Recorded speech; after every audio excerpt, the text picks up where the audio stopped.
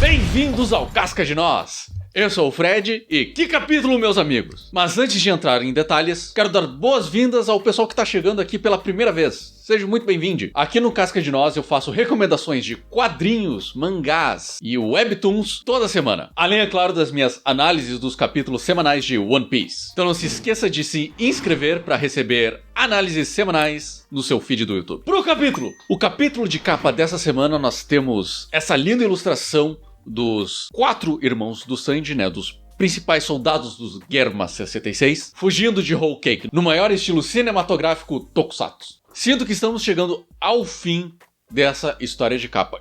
Eu acho que, inclusive, ela vai acabar junto com o ato 3 de Wano. Eu não lembro se ela começou junto com o terceiro ato, eu acho que não, porque senão ela seria muito mais longa.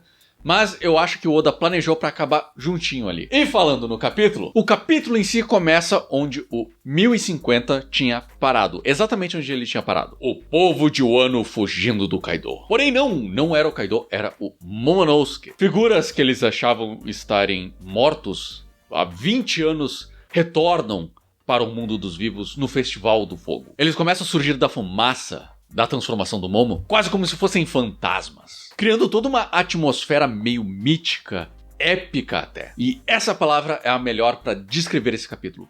Épico. 100% épico. São exatamente esses capítulos que me fazem lembrar do quanto eu gosto de One Piece, do como eu realmente gosto, porque ele foi extremamente carregado de muitas coisas e de muitos temas, como eu vou demonstrar algum deles aqui. Espero que eu não passe aí dos 15 minutos, né? Mas vem comigo que eu vou tentar enxutar tudo que eu penso aqui num vídeo de 15 minutos. Essa cena dos bainhas vermelhas, né? Todo esse capítulo, na verdade, ele foi pra dar aquela sensação de catarse, né? A sensação de que tudo acabou, que tudo valeu a pena. O momento em que a nossa emoção é expurgada. Agora, imaginem se o povo de Wano tivesse visto o Luffy derrotando o Kaido. Esse capítulo me fez enxergar que não seria tão catártico assim esse momento, né? Porque eles iriam ver um estrangeiro derrotando outro estrangeiro, né? Ou melhor dizendo, um pirata derrotando outro pirata, né?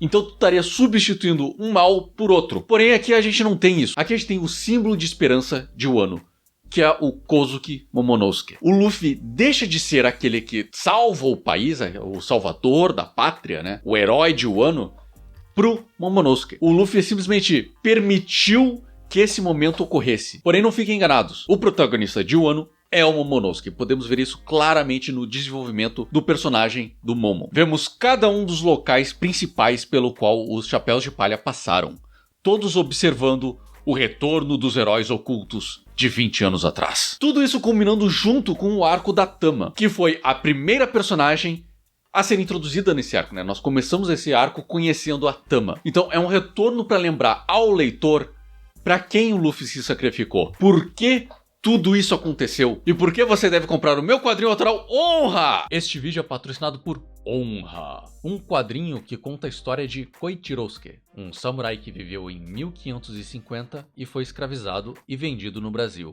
A HQ digital está disponível na Amazon por apenas R$10, link na descrição. Eu prometo que você não irá se arrepender. Voltando pro capítulo, Yamato finalmente se juntou ao bando, mais ou menos. Ainda precisamos da confirmação do Luffy, mas eu acho que essa é uma situação muito próxima do fim de Alabasta, né? Do fim do arco de Alabasta. Que a Robin simplesmente chegou e falou, ó, eu vou ser parte do bando, tá? Então nós temos uma situação muito próxima ali, só que refletida, né? O Oda gosta de brincar com os temas dos arcos passados e refletir, né? Então, assim como o Luffy resgatou a Robin, né? Salvou a Robin, Yamato resgatou o Luffy, né? Ele ajudou o Luffy a salvar o Wano. Afinal, foi Yamato que pegou o Luffy quando ele estava caindo do céu. Então nós temos esse pequeno joguinho aí que me lembrou muito do arco de Alabasta. Me lembrou muito da personagem, da Robin. E é muito legal ver também como a Robin reagiu ao anúncio do Yamato. Um detalhe muito legal esse. Outro detalhe legal são os kibidangos da Tama. Finalmente nós temos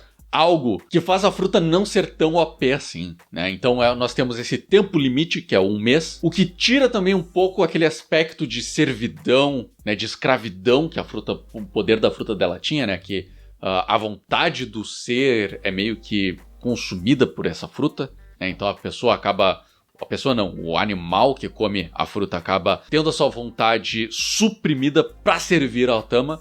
Então nós vemos que não é 100% assim, que a fruta simplesmente dá uma oportunidade ao animal conhecer a Tama, né? Então ele que decide se ele vai continuar amigo da Tama ou não, né? Então ele pode muito bem fugir. Então mesmo se um usuário dessa fruta fosse cruel com esses animais, eventualmente esses animais iriam se voltar contra ele. Então é legal que nós temos isso, uma confirmação de que não é uma fruta, um poder tão cruel assim usado por uma garota muito doce, que tem algo aí que impede ela de ser tão absurda e opressora até. E essa exposição, essa informação, levou a um dos momentos mais emocionantes de One Piece inteiro. Não apenas do arco, mas do One Piece inteiro. Que é a Tama dizendo que vê a Speed como uma mãe, não como uma serva, né? Nossa senhora, quase chorei nesse momento, nesse pequeno momento aí. Mas o que mais me chamou a atenção foi a reação da Nami. O que dá camadas a esse momento. Porque a Nami também foi órfã. A Nami também teve uma mãe adotiva. E assim como a Tama, ela também perdeu os seus pais. Ela perdeu a sua mãe na sua frente. Então eu acho que foi um momento ali que a Nami acabou se enxergando na Tama. Um pequeno momento ali de conexão com ela. O que me faz querer muito que a Tama acabe se tornando um chapéu de palha. Porque são esses tipos de interação, a interação entre os personagens, que é muito legal no bando do chapéu de palha. E eu acho que a Nami e a Tama iriam se dar muito bem. Até melhor do que elas já estão se dando nesse arco. E é impressionante como o Oda consegue carregar de emoção um único quadro de reação de um outro personagem ouvindo uma conversa alheia. E o Oda acaba ligando esse momento de emoção com o discurso do Momo. Olha como é a curva narrativa desse capítulo. Começa com os fantasmas de Wano, revelando que todos estão vivos e que derrotaram o Kaido. Corta pra Yamato e Atama, onde nós temos uma construção parcial da emoção dessa narrativa, da emoção desse capítulo. Volta pra Momonosuke dizendo que ninguém mais irá passar fome em Wano. Que as terras irão ficar livres do veneno de Orochi. E que as fábricas irão fechar e que ele irá abolir a escravidão. Então cada pequena coisa foi um degrauzinho emocional para trazer catarse, né? Para fazer o leitor chorar. Para fazer o leitor sentir emoção. Né? Sentir alguma coisa ali. E então vemos Tama reagindo ao discurso do Momonosuke. Culminando no flashback da Otama. Kishoten que os fantasmas, show o Yamato com Tama, né? E o Ten seria esse flashback, que é o momento mais climático da estrutura narrativa do Kishotenketsu. Então só para mostrar como o Ten não necessariamente é uma grande reviravolta, mas é uma reviravolta emocional da história. E eu vou dizer que esse flashback me destruiu. Ver a história da Otama nesse ponto, voltando às origens do arco, do porquê e para quem tudo isso foi feito, realmente trouxe uma camada que torna o Wano uma obra-prima. Sem a Tama, o Wano, esse arco, não teria o mesmo impacto. Pois a função narrativa da Tama é representar o povo de Wano. É representar todos aqueles que perderam familiares, todos aqueles que sofreram no reinado do Orochi e todos aqueles que passam fome e que são humilhados diariamente. Ver ela perdendo os pais, né? Receberam a notícia de que os pais morreram trabalhando como escravos e então tendo que trabalhar ela mesma construindo aqueles chapeuzinhos para poder ter o que comer, para poder sobreviver. Assim, ó, acabou comigo. Mas o que realmente me fez tirar as lágrimas, né? Porque tudo isso foi o suficiente para me deixar com a garganta presa, né? Mas o que me fez realmente chorar foi aquele momento de esperança, foi um momento feliz, foi a reviravolta dessa emoção.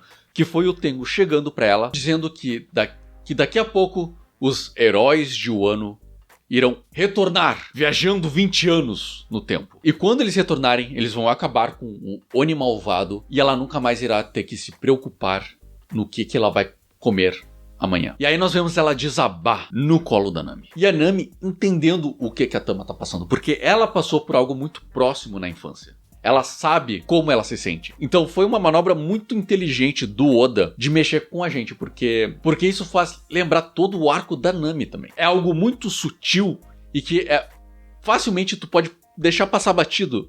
Mas fica no teu inconsciente. Tu acaba pegando, tu acaba sentindo muito isso.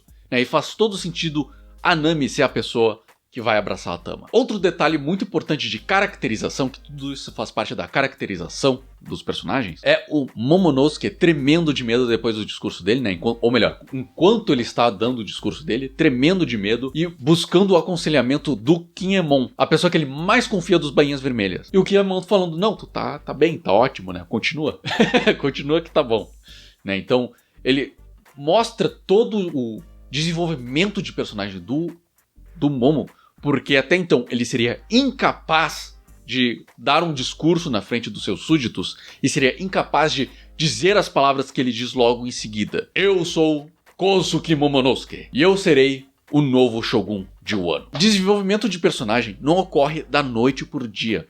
E é muito legal ver que o Oda trabalhou isso no Momo, porque ele ainda tem dúvidas, ele ainda não é perfeito, ele ainda não é um ser completo, mas ele tá no caminho. Eu acho que isso que é importante demonstrar. Ele passou por todo um processo para conseguir chegar onde ele está.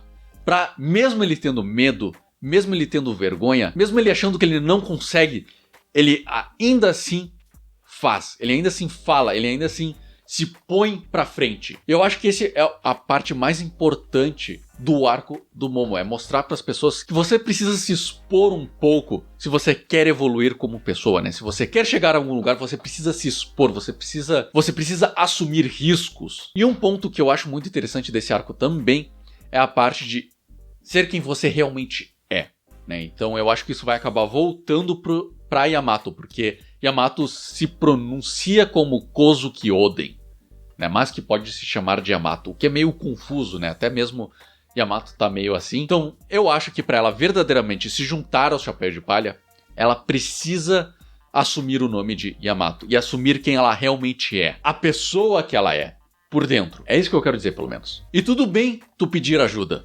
Não tem problema nenhum tu pedir ajuda pros outros. Um homem com 8 anos de idade observa seu progresso. Ele pode não ter muita força física, mas compensa com a sua devoção ao dever e compaixão ilimitada. Com isso, eu sinto como se eu estivesse lendo um épico sobre um grande herói do passado, chamado Kozuki Momonosuke. 10 cascas de nozes de 10 para One Piece 1051. Perfeito. Assim, não tem uma vírgula que eu mudaria no texto, não tem nada que eu consiga enxergar para melhorar a narrativa. Até mesmo o enquadramento, o layout das páginas desse capítulo estão sensacionais. Eu quero saber o que você achou desse capítulo. Deixa aí o seu comentário. Muito obrigado por terem acompanhado até aqui. Lembrando que o Casca de Nós tem um servidor do Discord e você pode ajudar o canal diretamente, ajudar aqui a equipe do Casca de Nós diretamente, se tornando um apoiador no Apoia-se. Todos os links estão na descrição aqui embaixo. Mais uma vez eu quero agradecer por você ter acompanhado o vídeo até aqui o final. E veja os outros vídeos aqui do Casca de Nós, né? Tem outros vídeos aqui. Me acompanhe também nas minhas redes sociais, né? Links todos aqui, né? Todos os meus arrobas. E lembrem-se,